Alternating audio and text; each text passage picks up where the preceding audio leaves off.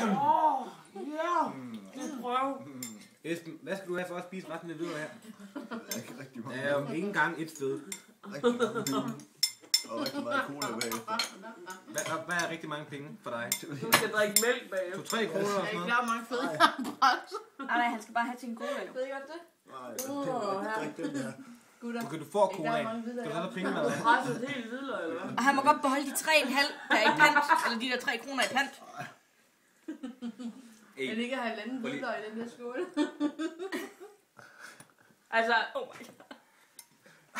Mathias, han sagde nej til, at han også skulle have penge efter colaen. Nej, det gjorde jeg så ikke. ja, det er selvfølgelig rigtigt. Han stak på Rystede i hvert 2,5 fald på hvidløg, hovedet. så jeg bruger det, hvis du vil bruge det.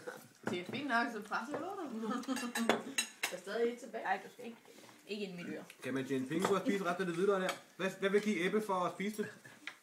Det ligger bare hans indsatser her.